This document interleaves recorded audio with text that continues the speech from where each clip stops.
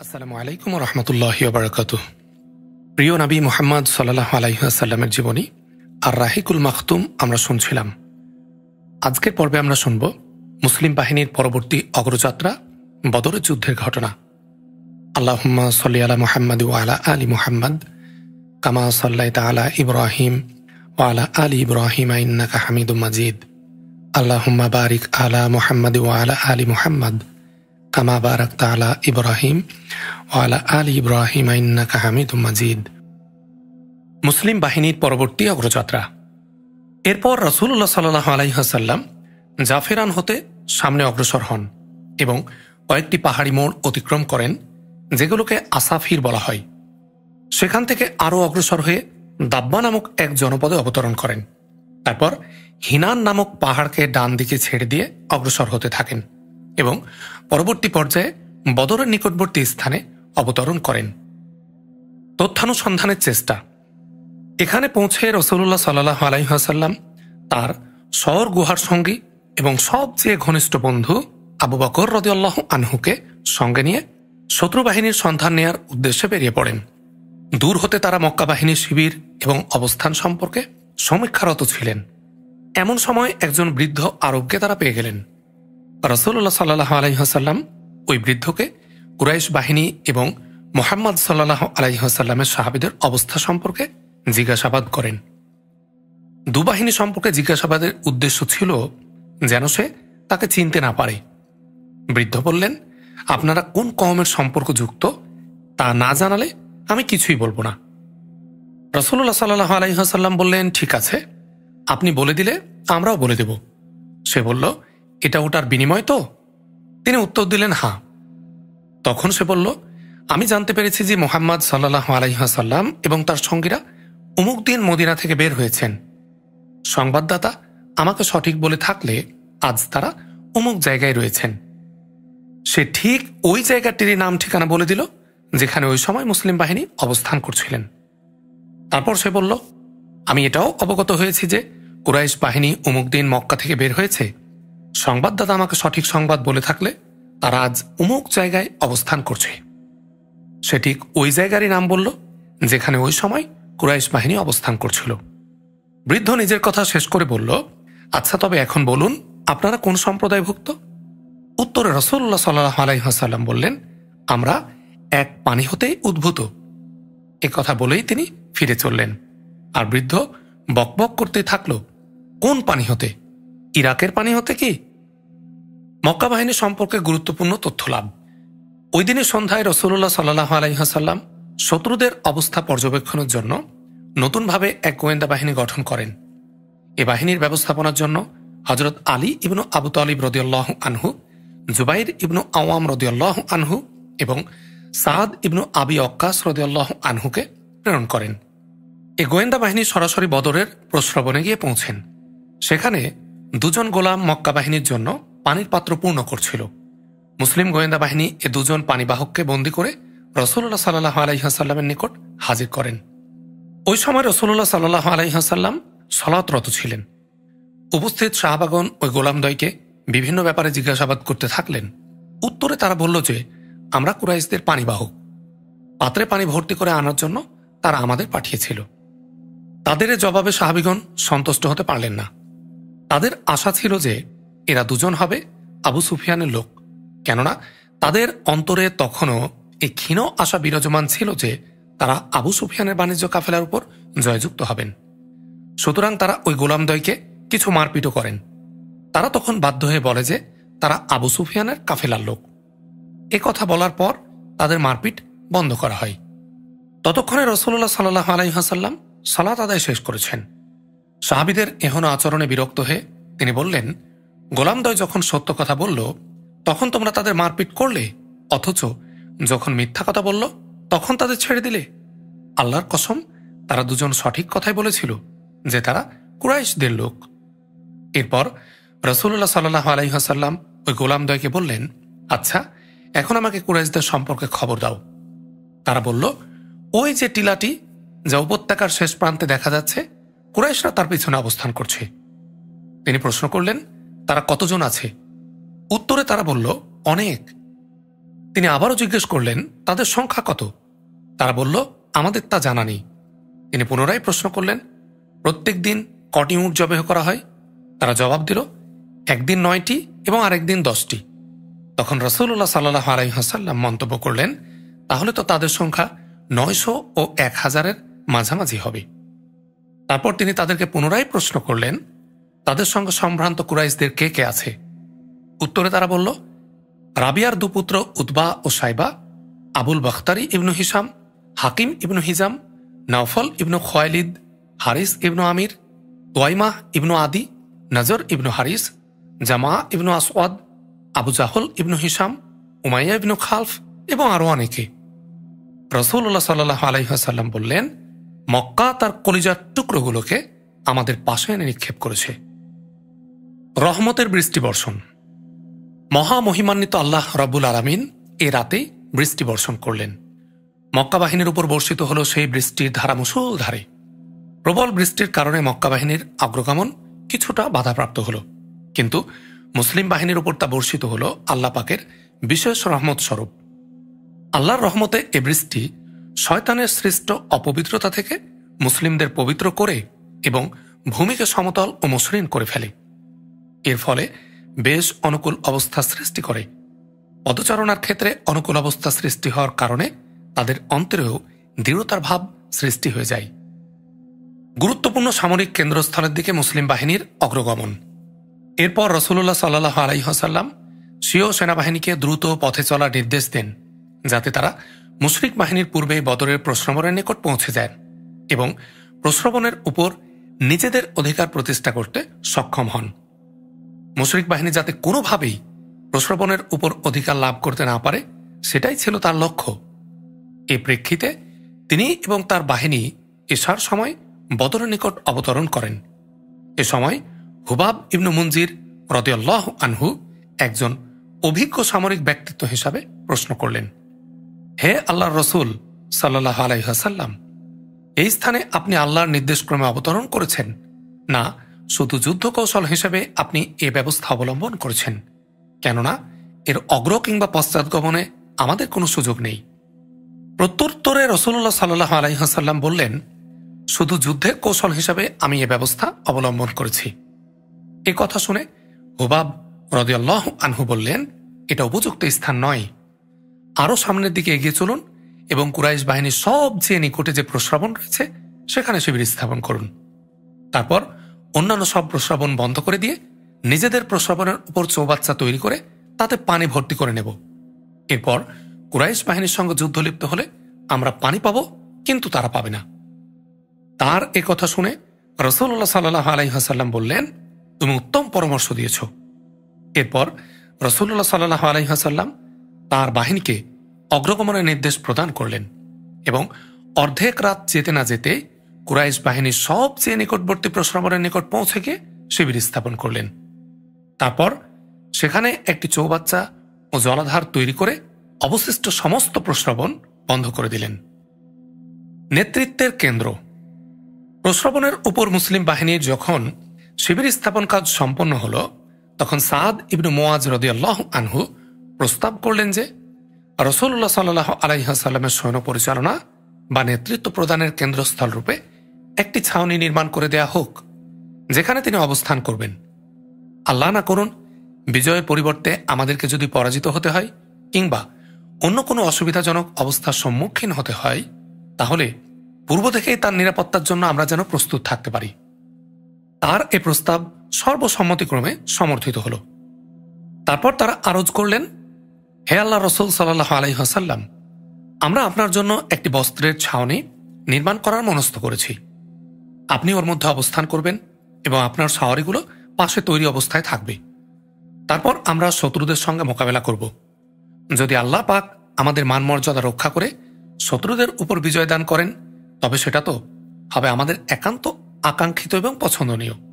আর আল্লাহ না করুন যদি আমরা অন্য অবস্থার সম্মুখীন হই, তবে আপনি সাওয়ারির উপর আরোহণ করে আমাদের কওমের ওই সকল লোকের নিকট চলে যাবেন যারা পিছনে রয়ে গেছে। হে আল্লাহর নবী সাল্লাল্লাহু আলাইহি ওয়াসাল্লাম, প্রকৃতপক্ষে আপনার পিছনে এরূপ লোকেরা রয়েছেন যাদের তুলনায় আপনার প্রতি আমাদের ভালোবাসা বেশি নয়। যদি তারা অনুমান করতে পারতেন যে আপনি যুদ্ধের সম্মুখীন হয়ে পড়বেন, তবে কখনোই তারা পিছনে থাকতেন না। আল্লাহ তাআলা তাদের মাধ্যমে আপনাকে হেফাজত করবেন। তারা আপনার শুভাকাঙ্ক্ষী এবং তারা আপনার সঙ্গে সঙ্গে থেকে যুদ্ধ করবেন। তাদের এ কথায় রাসূলুল্লাহ সাল্লাল্লাহু আলাইহি ওয়াসাল্লাম খুব খুশি হলেন এবং তাদের প্রশংসা করলেন এবং তাদের কল্যাণের জন্য দোয়া করলেন। সাহাবীগণ যুদ্ধক্ষেত্রের উত্তর পূর্বে একটি উঁচু টিলার উপর রাসূলুল্লাহ সাল্লাল্লাহু আলাইহি ওয়াসাল্লামের জন্য আরিশ বা তাঁবু নির্মাণ করলেন, যেখান থেকে পূর্ণ যুদ্ধক্ষেত্রটি দৃষ্টিগোচর হতো। তারপর তার ওই আরিশের রক্ষণাবেক্ষণের জন্য সাদ ইবনু মুআজ রাদিয়াল্লাহু আনহুর নেতৃত্বে আনসারী যুবকদের একটি বাহিনী নির্বাচন করা হল। সেনাবিন্যাস ও রাত্রিযাপন। এরপর রাসূলুল্লাহ সাল্লাল্লাহু আলাইহি ওয়াসাল্লাম সৈন্যদেরকে বিন্যস্ত করেন এবং যুদ্ধক্ষেত্রে উপস্থিত হন। সেখানে তিনি স্বীয় পবিত্র হাত দ্বারা ইশারা করে করে যাচ্ছিলেন, এটা হবে ভাবিকাল ইনশাল্লাহ অমুকের বধ্যভূমি এবং এটা আগামীকাল হবে ইনশাল্লাহ অমুকের বধ্যভূমি। এরপর রাসূলুল্লাহ সাল্লাল্লাহু আলাইহি ওয়াসাল্লাম সেখানে একটি গাছের মূলের পাশে রাত্রি যাপন করেন এবং মুসলিমরা পূর্ণ শান্তিতে রাত্রি অতিবাহিত করেন। তাদের অন্তর আল্লাহর উপর ভরসায় পরিপূর্ণ ছিল। তাদের এ আশা ছিল যে প্রত্যুষে তারা সচক্ষে প্রতিপালকের শুভ সংবাদের বাণী দেখতে পাবে। আল্লাহ রব্বুল আলামিন বলেন সূরা আনফালের 11 নম্বর আয়াতে, স্মরণ করো যখন আল্লাহ তার নিকট হতে প্রশান্তি ধারা হিসাবে তোমাদেরকে তন্দ্রায় আচ্ছন্ন করেছিলেন, আকাশ হতে তোমাদের উপর বৃষ্টি দ্বারা বর্ষণ করেছিলেন, তোমাদেরকে তা দিয়ে পবিত্র করার জন্য, তোমাদের থেকে শয়তানি পঙ্কিলতা দূর করার জন্য, তোমাদের দিলকে মজবুত করার জন্য, আর তা দিয়ে তোমাদের পায়ের ভিত শক্ত করার জন্য। এ রাতটি ছিল হিজরি 2য় সনের 17 রমজানের জুমার রাত। ওই মাসেরই 8 অথবা 12 তারিখে রাসূলুল্লাহ সাল্লাল্লাহু আলাইহি ওয়াসাল্লাম মদিনা থেকে রওনা হয়েছিলেন। যুদ্ধক্ষেত্রে মক্কা সৈন্যদের আগমন এবং তাদের পারস্পরিক মতানৈক্য। অপরপক্ষে কুরাইশরা উপত্যকার বাইরের দিকে তাদের শিবিরে রাত্রি যাপন করে আর প্রত্যুষে পুরো বাহিনীসহ টিলা হতে অবতরণ করে বদরের দিকে রওনা হয়। একটি দল রাসূলুল্লাহ সাল্লাল্লাহু আলাইহি ওয়াসাল্লামের হাউজের দিকে অগ্রসর হয়। রাসূলুল্লাহ সাল্লাল্লাহু আলাইহি ওয়াসাল্লাম বলেন, তাদেরকে ছেড়ে দাও। তাদের মধ্যে যে পানি পান করেছিল সেই এ যুদ্ধে নিহত হয়েছিল। আবু হাকিম ইবনু হিজামের প্রাণ বেঁচেছিল, পরে সে মুসলিম হয়েছিল এবং পাকা মুসলিমই হয়েছিল। তার নিয়ম ছিল যে যখন সে দৃঢ় শপথ করত তখন বলতো, ওই সত্তার শপথ যিনি আমাকে বদরের দিন হতে পরিত্রাণ দিয়েছেন। ওদিকে কুরাইশ সৈন্যদলে মহাকোলাহল শুরু হয়েছে। কেউ অহংকার ভরে চিৎকার করছে, কেউ ক্রোধ ভরে মাটিতে পদাঘাত করছে। এ সময় কুরাইশ দলপতির আদেশক্রমে উমায়ের ইবনু ওহাব জুমাহি নামক এক ব্যক্তি মুসলিমদের সংখ্যা নির্ণয় করার জন্য অশ্বারোহণে তাদের চারদিক প্রদক্ষিণ করে চলে যায়। সদলে ফিরে এসে উমায়ের বলতে শুরু করে, মুসলিমদের সংখ্যা কম বেশি 300 হবে। হ্যাঁ, আমাকে যদি কিছু সময় দাও তবে আমি ভালোভাবে দেখব তাদের পশ্চাতে সাহায্যকারী কেউ আছে কিনা। অতঃপর সে উপত্যকার পথ ধরে অনেক দূর অগ্রসর হল, কিন্তু সে কোনো রকম কিছুই দেখতে পেল না। ফিরে এসে সে বলল যে, আমি সেরকম কিছুই দেখিনি। তবে হে কুরাইশগণ, আমি যা দেখেছি তা হল মহা দুর্ভোগ এবং মৃত্যু, আর তাদের পশ্চাতে সাহায্য করারও কেউ নেই। তরবারি ছাড়া আত্মরক্ষার জন্য কোনো উপকরণ তাদের সাথে নেই, এটাও আমি উত্তমভাবে বুঝতে পেরেছি।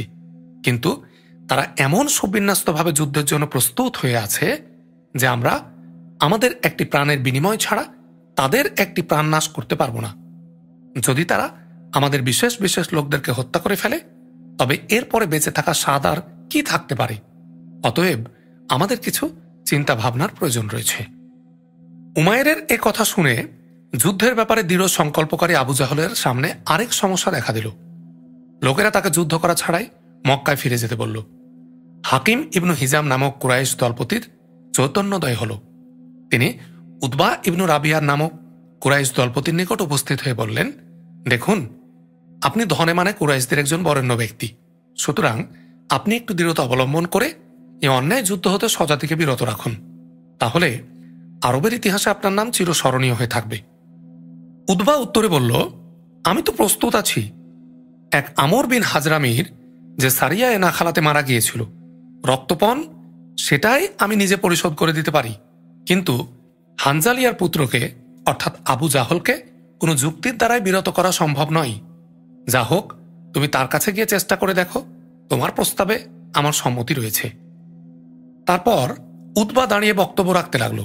বলল, হে কুরাইশগণ, তোমরা মুহাম্মদ সাল্লাল্লাহু আলাইহি ওয়াসাল্লাম তার সঙ্গীদের সাথে যুদ্ধ করে কোনো বাহাদুরি করবে না।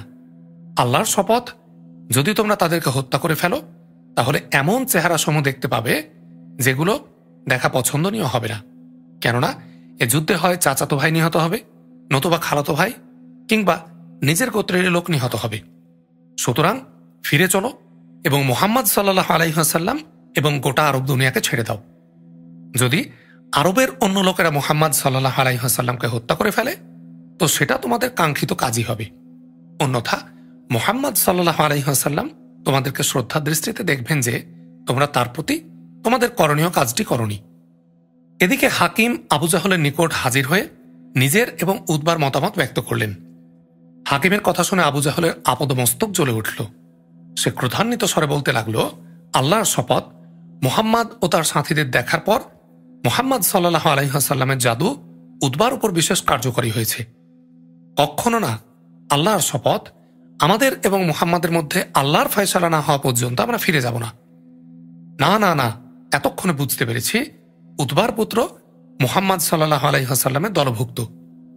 উতবার পুত্র আবু হুজাইফা রাদিয়াল্লাহু আনহু প্রথম পর্যায়ের মুসলিম ছিলেন এবং হিজরত করে মদিনায় গিয়েছিলেন। সে যুদ্ধক্ষেত্রে উপস্থিত। তার নিহত হওয়ার আশঙ্কায় নরধম এমন বিচলিত হয়ে পড়েছে। ধিক, শত শত ধিক তাকে।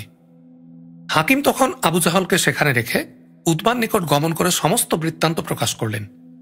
ক্রোধ, অভিমান এবং অহংকারে উতবা একেবারে আত্মবিস্মৃত হয়ে পড়ল। সে বলে উঠল, কি, আমি ভীরু, আমি কাপুরুষ, পুত্রের মায়ায় আমি বীর ধর্মে জলাঞ্জলি দিচ্ছি? আচ্ছা, তাহলে আরববাসী দেখুক, জগৎবাসী দেখুক যে কে বীর পুরুষ। আমি ততক্ষণ ফিরব না যতক্ষণ না মুহাম্মাদের সঙ্গে একটা চূড়ান্ত বোঝাপড়া হয়। এ বলে সে সদল বলে সমরাঙ্গনে এগিয়ে চলল। আর এদিকে আবু জাহল ছুটে গিয়ে আমির ইবনু হাজরামিকে বলল, দেখছ কি, তোমার ভ্রাতার প্রতিশোধ গ্রহণ করা আর সম্ভব হবে না। কাপুরুষ উতবা সদল বলে যুদ্ধক্ষেত্র পরিত্যাগ করে যাচ্ছে। শীঘ্র উঠে আর্তনাদ করতে শুরু করো। আবু জাহলের কথা শেষ না হতে আমির তার সকল অঙ্গে ধুলোবালি মাখতে মাখতে এবং গায়ের কাপড় ছিঁড়তে ছিঁড়তে নিহত ভ্রাতার নাম নিয়ে আর্তনাদ করে বেড়াতে লাগলো। আর যায় কোথায়? মুহূর্তের মধ্যে হাকিমের সমস্ত পরিশ্রম পণ্ড হয়ে গেল। ক্ষণিকের মধ্যে রণপিপাসু মুশরিক বাহিনী বিভৎস চিৎকার দিক বিদিক ধ্বনিত প্রতিধ্বনিত করে তুলল এবং রণাঙ্গন প্রকম্পিত হয়ে উঠল। মুশরিক ও মুসলিম বাহিনী পরস্পর মুখোমুখি। রণোন্মাদ মুশরিক বাহিনী যখন দৃষ্টিগোচর হল এবং উভয় বাহিনী একে অপরের মুখোমুখি হয়ে পড়ল, তখন রাসূলুল্লাহ সাল্লাল্লাহু আলাইহি ওয়াসাল্লাম বললেন, হে আল্লাহ, এ মুশরিক কুরাইশগণ ভীষণ গর্বভরে তোমার বিরুদ্ধাচরণ করতে করতে এবং তোমার রাসূল সাল্লাল্লাহু আলাইহি ওয়াসাল্লামকে মিথ্যা প্রতিপন্ন করতে করতে এগিয়ে আসছে। হে আল্লাহ, আমরা তোমার সাহায্য প্রার্থী। হে আল্লাহ, তোমার এ দিন দাসদের প্রতি তোমার যে ওয়াদা রয়েছে তা আজ পূর্ণ করে দেখিয়ে দাও। রাসূলুল্লাহ সাল্লাল্লাহু আলাইহি ওয়াসাল্লাম উতবা ইবনু রাবিয়াকে তার একটি লাল উটের উপর দেখে বললেন, কওমের মধ্যে কারো কাছে কল্যাণ থাকলে লাল উটের মালিকের কাছে রয়েছে। জনগণ তার কথা মেনে নিলে তারা সঠিক পথ প্রাপ্ত হবে। এই স্থানে রাসূলুল্লাহ সাল্লাল্লাহু আলাইহি ওয়াসাল্লাম মুসলিমদের সারিগুলো ঠিক করলেন। সারি ঠিক করা অবস্থায় একটি বিস্ময়কর ঘটনা ঘটে গেল। রাসূলুল্লাহ সাল্লাল্লাহু আলাইহি ওয়াসাল্লামের হাতে একটি তীর ছিল, যা দ্বারা তিনি সারি ঠিক করছিলেন। ওই সময় সাওয়াদ ইবনু গাজিয়া সারি হতে কিছু আগে বেড়েছিলেন। তার পেটের উপর তিনি তীরের ছোঁয়া দিয়ে বললেন, হে সাওয়াদ, সমান হয়ে যাও। তখন সাওয়াদ রাদিয়াল্লাহু আনহু বললেন, হে আল্লাহর রাসূল সাল্লাল্লাহু আলাইহি ওয়াসাল্লাম, আমাকে আপনি কষ্ট দিয়েছেন, সুতরাং প্রতিশোধ প্রদান করুন। তার এ কথা শুনে রাসূলুল্লাহ সাল্লাল্লাহু আলাইহি ওয়াসাল্লাম স্বীয় পেট খুলে দিয়ে বললেন, প্রতিশোধ নিয়ে নাও। সাওয়াদ রাদিয়াল্লাহু আনহু তাকে জড়িয়ে ধরলেন এবং পেটে চুম্বন দিতে লাগলেন। রাসূলুল্লাহ সাল্লাল্লাহু আলাইহি ওয়াসাল্লাম তখন তাকে বললেন, হে সাওয়াদ রাদিয়াল্লাহু আনহু, তোমার এরূপ করার কারণ কি? সাওয়াদ রাদিয়াল্লাহু আনহু উত্তরে বললেন, হে আল্লাহর রাসূল সাল্লাল্লাহু আলাইহি ওয়াসাল্লাম, যা কিছু সামনে আছে তা তো আপনি দেখতেই পাচ্ছেন। আমি চেয়েছি যে এই স্থানে আপনার সাথে আমার শেষ আদান প্রদান যেন এটাই হয়, অর্থাৎ আমার দেহের চামড়া আপনার দেহের চামড়াকে স্পর্শ করে। তার এ কথা শুনে রাসূলুল্লাহ সাল্লাল্লাহু আলাইহি ওয়াসাল্লাম তার জন্য কল্যাণের দোয়া করলেন। সারি সময় ঠিক হয়ে গেল। রাসূলুল্লাহ সাল্লাল্লাহু আলাইহি ওয়াসাল্লাম সৈন্যদেরকে উপদেশ দিতে দিতে বললেন যে তিনি তাদেরকে শেষ নির্দেশ না দেয়া পর্যন্ত যেন তারা যুদ্ধ শুরু না করেন। তারপর তিনি যুদ্ধনীতির ব্যাপারে বিশেষ একটি উপদেশ দিতে গিয়ে বললেন, মুশরিকরা যখন সংখ্যা বহুল রূপে তোমাদের নিকট এসে পড়বে তখন তাদের প্রতি তীর চালাবে এবং নিজেদের তীর বাঁচাবার চেষ্টা করবে, অর্থাৎ প্রথম থেকে অযথা তীরন্দাজি করে তীর নষ্ট করবে না। আর যতক্ষণ পর্যন্ত তারা তোমাদের উপর ছেয়ে না যাবে ততক্ষণ পর্যন্ত তোমরা তরবারি উত্তোলন করবে না। এরপর রাসূলুল্লাহ সাল্লাল্লাহু আলাইহি ওয়াসাল্লাম হযরত আবু বকর রাদিয়াল্লাহু আনহুর ছাউনির দিকে ফিরে গেলেন এবং সাদ ইবনু মুআজ রাদিয়াল্লাহু আনহু তার রক্ষক বাহিনীকে নিয়ে ছাউনির দরজার উপর নিযুক্ত হয়ে গেলেন।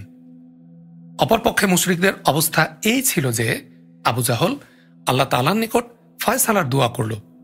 সে বলল, হে আল্লাহ, আমাদের মধ্যে যে দলটি আত্মীয়তার বন্ধন বেশি ছিন্নকারী ও ভুল পন্থা অবলম্বনকারী ওই দলকে তুমি আজ ছিন্ন ভিন্ন করে দাও। হে আল্লাহ, আমাদের মধ্যে যে দল তোমার নিকট বেশি প্রিয় ও পছন্দনীয় আজ তুমি ওই দলকে সাহায্য করো। পরবর্তীতে এ কথারই দিকে ইঙ্গিত করে আল্লাহ তাআলা নিম্নের আয়াতটি অবতীর্ণ করেন। সূরা আনফালের 19 নম্বর আয়াতে আল্লাহ বলেন, ওহে কাফিরগণ, তোমরা মীমাংসা চাচ্ছিলে, মীমাংসা তো তোমাদের কাছে এসে গেছে। আর যদি তোমরা অন্যায় থেকে বিরত হও তবে তা তোমাদের জন্যই কল্যাণকর। তোমরা যদি আবার অন্যায় করো আমিও আবার শাস্তি দেব। তোমাদের দল বাহিনী সংখ্যায় অধিক হলেও তোমাদের কোনো উপকারে আসবে না এবং আল্লাহ তো মুমিনদের সঙ্গে আছেন। শেষ মুহূর্ত এবং যুদ্ধের প্রথম ইন্ধন। এ যুদ্ধের প্রথম ইন্ধন ছিল আসওয়াদ ইবনু আব্দুল আসাদ মাখজুমি।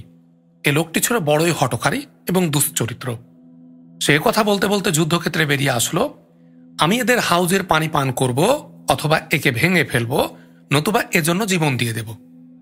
এ কথা বলে যখন সে ওদিক থেকে বেরিয়ে আসলো তখন এদিক থেকে হামজা ইবনু আব্দুল মুত্তালিব রাদিয়াল্লাহু আনহু এগিয়ে আসলেন। হাউজের পাড়ে দুজনের দেখাদেখি হলো। হামজা রাদিয়াল্লাহু আনহু তাকে এমনভাবে তরবারি দ্বারা আঘাত করলেন যে তার পা অর্ধ পদনালী হতে কেটে বিচ্ছিন্ন হয়ে গেল এবং সে পৃষ্ঠভরে পড়ে গেল।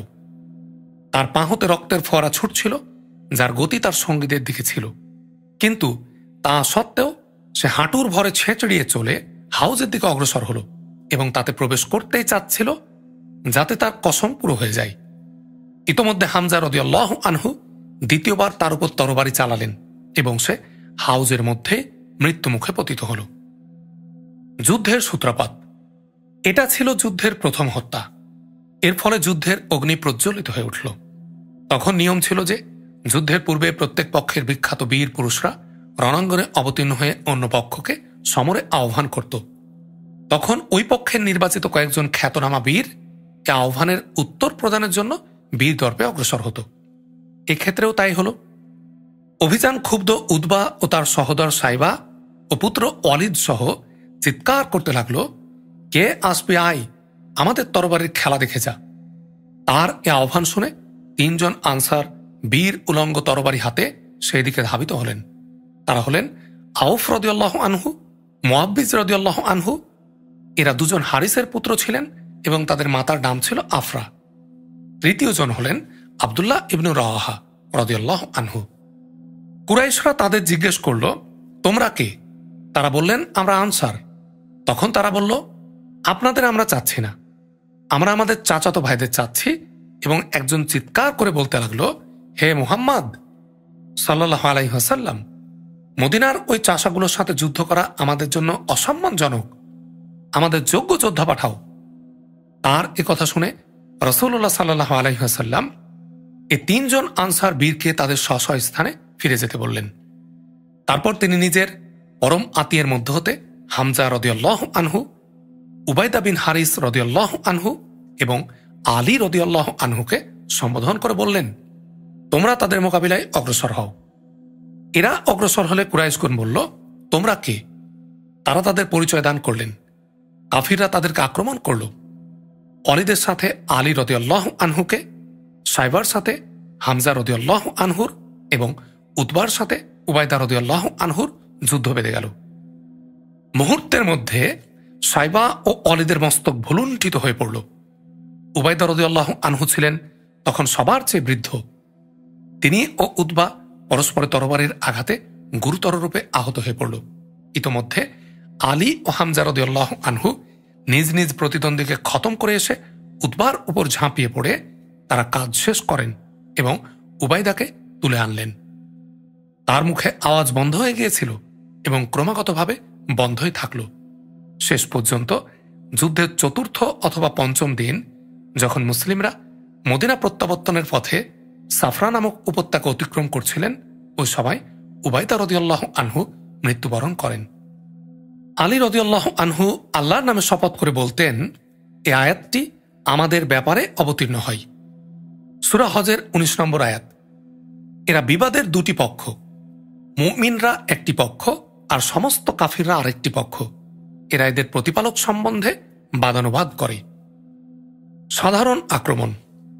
এ মল্লযুদ্ধের পরিণাম মুশরিকদের জন্য খুবই মন্দ সূচনা ছিল। তারা একটিমাত্র লম্ফনে তাদের 3 জন বিখ্যাত অশ্বরোহী নেতাকে হারিয়ে বসেছিল।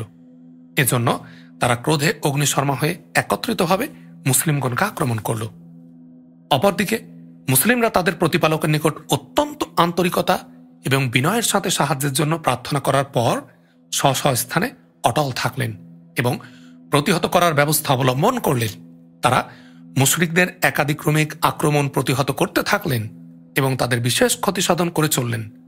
তাদের মুখে আহাদ আহাদ শব্দ উচ্চারিত হচ্ছিল। রাসূলুল্লাহ সাল্লাল্লাহু আলাইহি ওয়াসাল্লামের আকুল প্রার্থনা।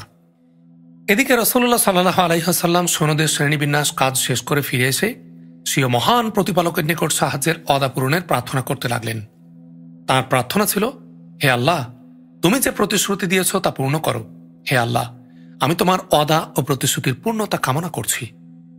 তারপর যখন উভয় পক্ষে তুমুল যুদ্ধ শুরু হয়ে গেল, তখন তিনি এ প্রার্থনা করলেন, হে আল্লাহ, তুমি আজ যদি এ ঈমানদারদের দলকে ধ্বংস করে দাও, তবে এ জমিনে আর তোমার ইবাদত করা হবে না। হে আল্লাহ, তুমি কি এটা চাও যে আজকের পর আর কখনো তোমার ইবাদত করা না হোক?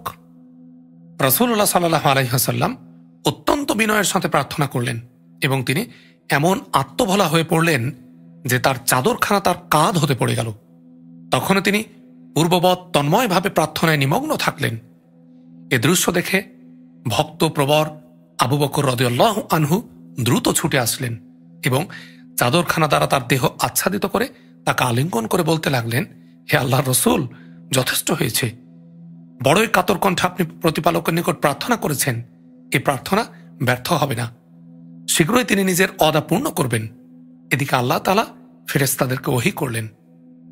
সূরা আনফালের 12 নম্বর আয়াতে আল্লাহ রাব্বুল আলামিন বলেন, স্মরণ করো যখন তোমার প্রতিপালক ফেরেশতাদের প্রতি ওহী পাঠিয়েছিলেন, আমি তোমাদের সঙ্গেই আছি, অতএব মুমিনদেরকে তোমরা দৃঢ় পদে রেখো। অচিরেই আমি কাফিরদের দিলে ভীতি সঞ্চার করব। আল্লাহ রাসূলুল্লাহ সাল্লাল্লাহু আলাইহি ওয়াসাল্লামের নিকট ওহী পাঠালেন। সূরা আনফালের 9 নম্বর আয়াত। আমি তোমাদেরকে 1000 ফেরেশতা দিয়ে সাহায্য করব, যারা পর পর আসবে। ফেরেশতাদের অবতরণ।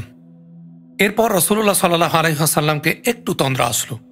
তারপর তিনি স্বীয় মস্তক মোবারক উঠিয়ে বললেন, আবু বকর, খুশি হও, ইনি জিবরিল আলাইহিস সালাম, তার দেহ ধুলোবালিতে ভরপুর। ইবনু ইসহাকের বর্ণনায় রয়েছে যে রাসূলুল্লাহ সাল্লাল্লাহু আলাইহি ওয়াসাল্লাম বলেন, আবু বকর রাদিয়াল্লাহু আনহু, আনন্দিত হও, তোমাদের কাছে আল্লাহর সাহায্য এসে গেছে। ইনি জিবরিল আলাইহিস সালাম, তিনি স্বীয় ঘোড়ার লাগাম ধরে ওর আগে আগে চলে আসছেন। তার দেহ ধুলোবালিতে পরিপূর্ণ রয়েছে। এরপর রাসূলুল্লাহ সাল্লাল্লাহু আলাইহি ওয়াসাল্লাম ছাউনির দরজা হতে বাইরে বেরিয়ে আসলেন। তিনি লৌহ বর্ম পরিহিত ছিলেন। পূর্ণ উত্তেজনার সাথে তিনি সামনে অগ্রসর হচ্ছিলেন এবং মুখে উচ্চারণ করছিলেন, এ সংঘবদ্ধ দল শীঘ্র পরাজিত হবে আর পিছন ফিরে পালাবে। সূরা কমার আয়াত 45। তারপর রাসূলুল্লাহ সাল্লাল্লাহু আলাইহি ওয়াসাল্লাম এক মুষ্টি পাথরে মাটি নিলেন এবং কুরাইশদের দিকে মুখ করে বললেন, শাহাতিল উজুহ, চেহারাগুলো বিকৃত হোক। আর এ কথা বলার সাথে সাথে ওই মাটি তাদের চেহারার দিকে নিক্ষেপ করলেন। তারপর মুশরিকদের মধ্যে এমন কেউ ছিল না যার চক্ষুদয়ে, নাসারন্ধ্রে এবং ও মুখে ওই এক মুষ্টি মাটির কিছু না কিছু যায়নি। এ ব্যাপারে সূরা আনফালের 17 নম্বর আয়াতে আল্লাহ রাব্বুল আলামিন বলেন, তুমি যখন নিক্ষেপ করেছিলে তা তো তুমি নিক্ষেপ করনি, বরং আল্লাহ নিক্ষেপ করেছিলেন। পাল্টা আক্রমণ।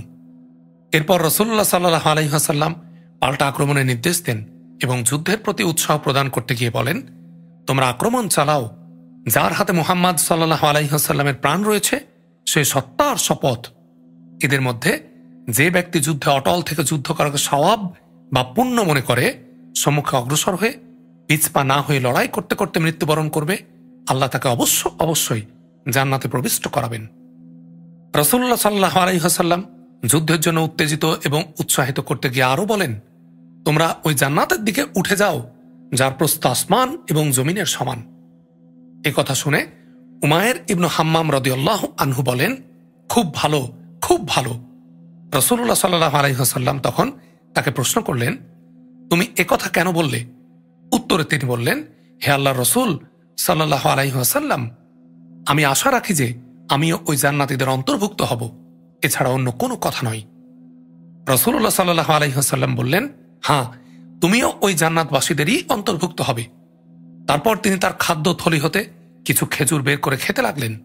তারপর তিনি বললেন, যদি আমি এই খেজুরগুলো খেয়ে শেষ করা পর্যন্ত জীবিত থাকি তবে এটাও তো দীর্ঘ জীবন হয়ে যাবে। সুতরাং তিনি তার কাছে খেজুরগুলো ছিল সেগুলো ফেলে দিলেন।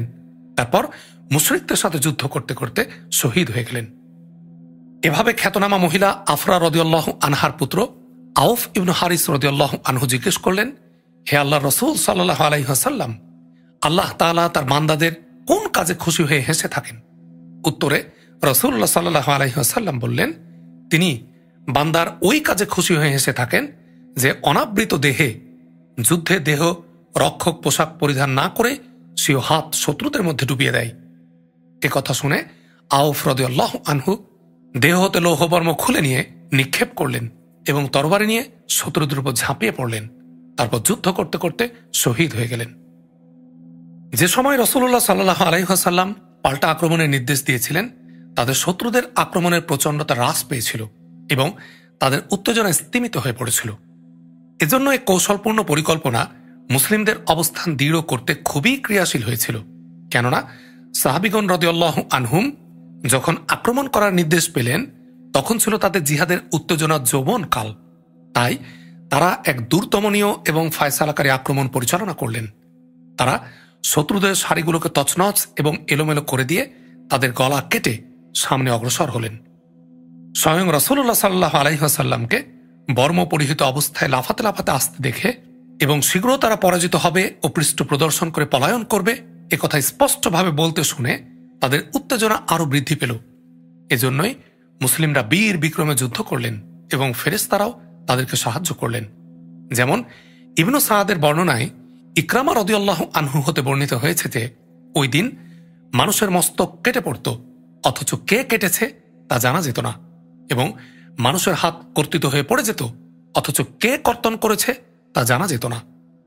ইবনু আব্বাস রাদিয়াল্লাহু আনহু হতে বর্ণিত আছে যে একজন মুসলিম একজন মুশরিককে তাড়া করছিল। হঠাৎ ওই মুশরিকের উপর চাবুক মারার শব্দ শোনা গেল এবং একজন অশ্বরোহীর শব্দ শোনা গেল, যিনি বলছিলেন, সম্মুখে অগ্রসর হও।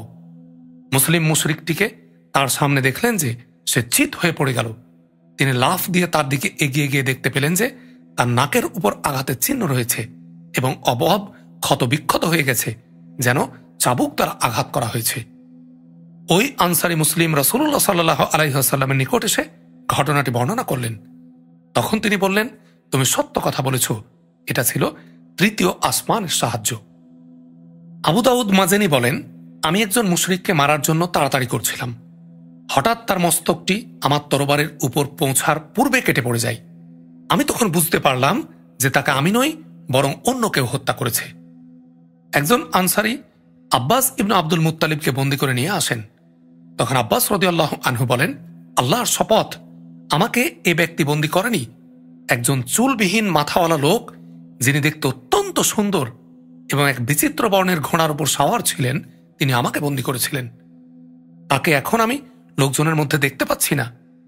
আনসারী বললেন, হে আল্লাহর রাসূল সাল্লাল্লাহু আলাইহি ওয়াসাল্লাম, তাকে আমি বন্দী করেছি। রাসূলুল্লাহ সাল্লাল্লাহু আলাইহি ওয়াসাল্লাম বললেন, চুপ করো, আল্লাহ এক সম্মানিত ফেরেশতা দ্বারা তোমাকে সাহায্য করেছেন।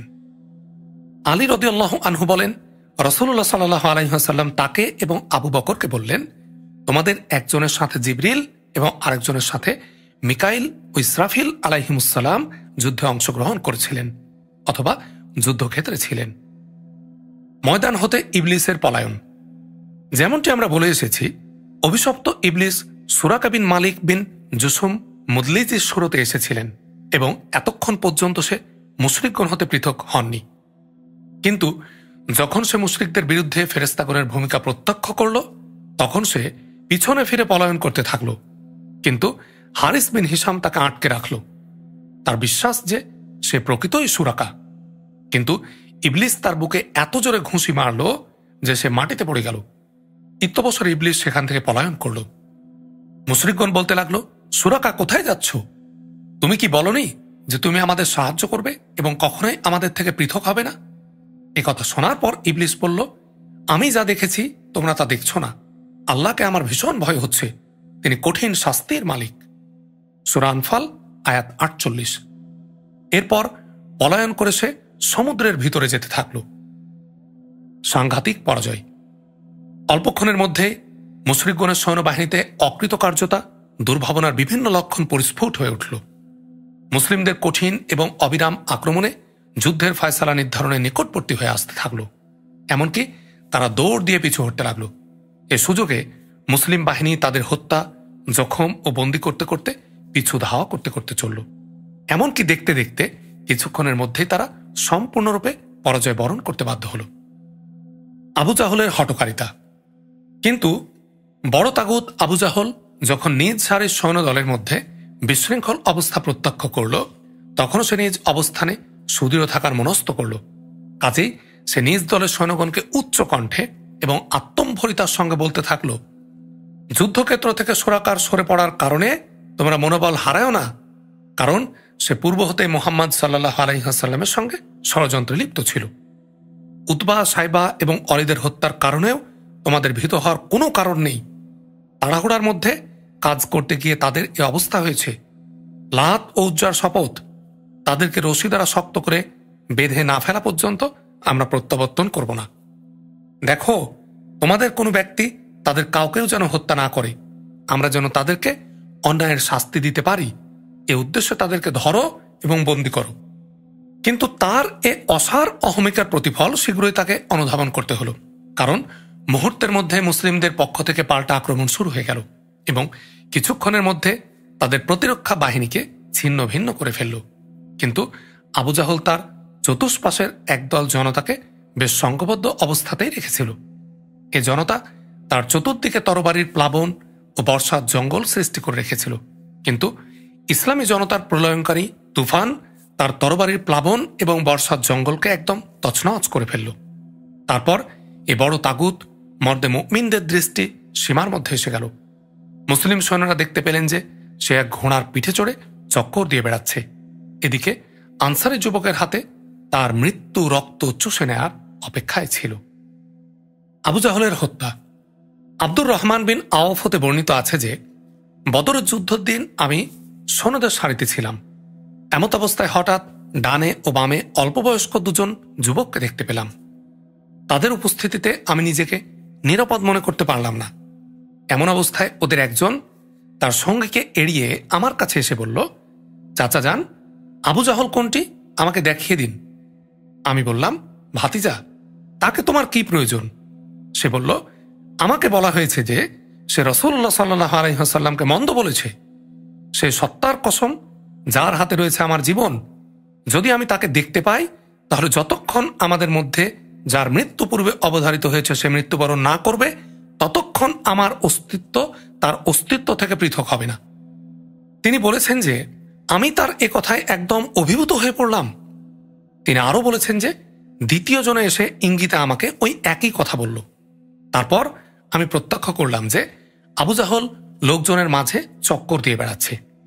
আমি তাদের উদ্দেশ্যে বললাম, আরে দেখছো না, ওই যে তোমাদের শিকার, যার সম্পর্কে তোমরা আমাকে জিজ্ঞাসা করেছিলে। তিনি বর্ণনা করেছেন যে এ কথা শোনা মাত্র তারা উভয়ে তরবারি নিয়ে লাফ দিয়ে এগিয়ে চলল এবং সেই কুখ্যাত নরধমকে হত্যা করে রাসূলুল্লাহ সাল্লাল্লাহু আলাইহি ওয়াসাল্লামের নিকট প্রত্যাবর্তন করল। নবী করিম সাল্লাল্লাহু আলাইহি ওয়াসাল্লাম বললেন, তোমাদের উভয়ের মধ্যে কে তাকে হত্যা করেছে? তারা উভয়ই বলল, আমি হত্যা করেছি। নবী করিম সাল্লাল্লাহু আলাইহি ওয়াসাল্লাম বললেন, তোমরা কি নিজ নিজ তরবারি মুছে ফেলেছ? তারা বলল, না। তারপর নবী করিম সাল্লাল্লাহু আলাইহি ওয়াসাল্লাম উভয়ের তরবারি দেখলেন এবং বললেন, তোমরা উভয়ই তাকে হত্যা করেছ। অবশ্য আবু জাহলের সামান অর্থাৎ জিনিসপত্রগুলো তিনি মুয়াজ বিন আমর বিন জামুহকে প্রদান করেন। আবু জাহলের এ দু হত্যাকারীর নাম হল, এক মুয়াজ বিন আমর বিন জামুহ এবং দুই মুয়াজ বিন আফরা। ইবনে ইসহাক বর্ণনা করেছেন যে মুয়াজ বিন আমর বিন জামুহ বলেছেন, আমি মুশরিকগণকে আবু জাহল সম্পর্কে বলতে শুনলাম যে সে ঘন গাছপালার মতো বর্ষা ও তরবারির ভিড়ের মধ্যে ছিল। তারা এই কথাও বলছিল যে আবুল হাকাম পর্যন্ত কেউ পৌঁছাতে পারবে না। মুয়াজ বিন আমর আরও বলেছেন যে যখন আমি এ কথা শুনলাম তখন তাকে আমার লক্ষ্যের কেন্দ্রবিন্দুতে নিয়ে নিলাম এবং তার প্রতি মনোযোগ নিবদ্ধ করে রাখলাম। তারপর যখন সুযোগ পেয়ে গেলাম তখনই আক্রমণ করে বসলাম এবং এমনভাবে আঘাত করলাম যে তার পা দ্বিখণ্ডিত হয়ে খুলে পড়ে গেল। আল্লাহর কসম, যখন তার পায়ের অর্ধাংশ খুলে পড়ে গেল তখন আমি তার সাদৃশ্য শুধু ওই ফলের বিচি দ্বারা বর্ণনা করতে পারি যা হাতুড়ির সাহায্যে আলগা করা হয় এবং এর এক অংশ থেকে অন্য অংশ বিচ্ছিন্ন হয়ে যায়। তিনি আরও বর্ণনা করেছেন যে এদিকে আমি যখন আবু জাহলকে আঘাত করলাম, অন্যদিকে তখন তার ছেলে ইকরামা আমার কাঁধে তরবারির আঘাত করল এবং তাতে আমার হাত কেটে গিয়ে চামড়ার সঙ্গে ঝুলে গেল এবং যুদ্ধের জন্য প্রতিবন্ধক হয়ে দাঁড়ালো।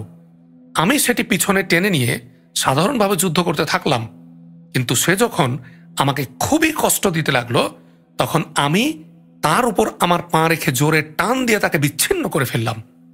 এরপর আবু জাহলের নিকট পৌঁছে যান মুয়াজ বিন আফরা। তিনি তাকে এত জোরে আঘাত করেন যে তার ফলে সে সেখানে স্তূপে পরিণত হয়ে যায়। সে সময় শুধু তার শ্বাস প্রশ্বাসটুকু অবশিষ্ট ছিল। এরপর মুয়াজ বিন আফরা যুদ্ধ করতে করতে শহীদ হয়ে যান। যখন যুদ্ধ শেষ হয়ে গেল তখন রাসূলুল্লাহ সাল্লাল্লাহু আলাইহি ওয়াসাল্লাম বললেন, কে আছো এমন যে দেখে আসবে আবু জাহলের অবস্থা কি হলো? এ কথা শুনে সাহাবীগণ রাদিয়াল্লাহু আনহুম তার খোঁজে বিক্ষিপ্তভাবে নানা দিকে চলে গেলেন। আব্দুল্লাহ বিন মাসউদ রাদিয়াল্লাহু আনহু তাকে এমন অবস্থায় পেলেন যে তখনও তার শ্বাস প্রশ্বাস আসা যাওয়া করছিল। তিনি তার গ্রীবার উপর পা রেখে মাথা কেটে নেওয়ার জন্য দাড়ি ধরলেন এবং বললেন, ও হে আল্লাহর শত্রু, শেষে আল্লাহ তোমাকে এভাবে অপমানিত করলেন? সে বলল, আমাকে কি প্রকারে লাঞ্ছিত করলেন?